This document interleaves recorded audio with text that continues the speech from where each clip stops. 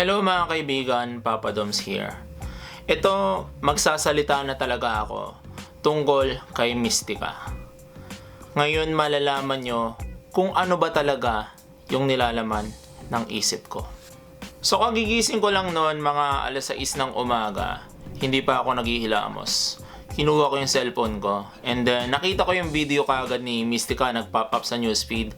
So sabi ko, oh, si Mystica, magaling yun ah.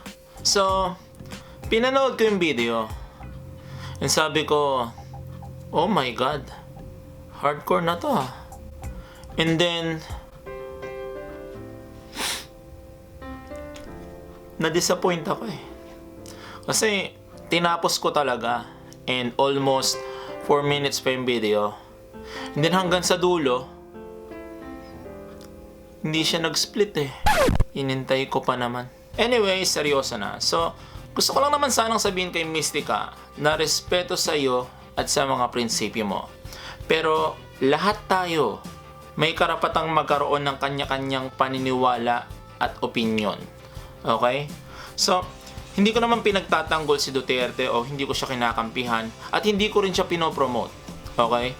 At respeto sa lahat ng mga nanonood ng video na ito, na kung sino man yung gusto nyo maging presidente, di ba? Kung saan kayo komportable, kung sino sa palagay nyo yung the best, sino yung sa palagay nyo makakatulong sa ating bansa, edi go, di ba?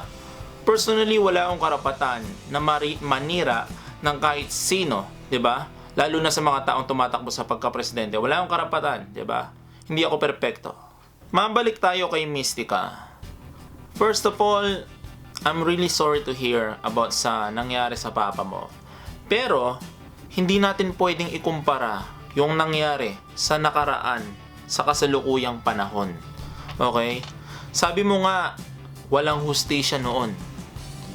Ibig bang sabihin nun, si Duterte, ganun din?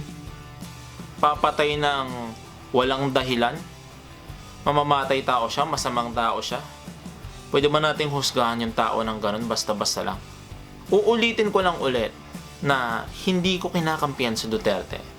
Pero, malinaw sa ating lahat at sa buong Pilipinas na marami siyang nagawa para sa kalinisan, kaayusan, at kapayapaan sa Davao.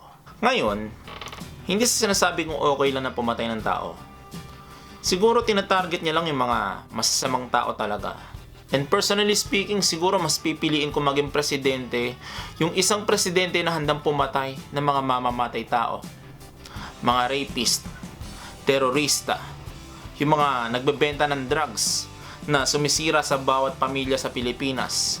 Kaysa doon sa magiging presidente na tiwali, magnanakaw, kurakot, na pumapatay ng milyong-milyong Pilipino, pumapatay ng kinabukasan nila, at pumapatay ng kinabukasan ng mga susunod pa na henerasyon. So, yun lang po yung masasabi ko. And no offense, sana wala akong na-offense sa lahat ng mga nanonood nito. And gusto ko lang sanang tanungin kayong lahat. Ano bang masasabi nyo sa ginawang video ni Mystica? Just please post it in the comment section below.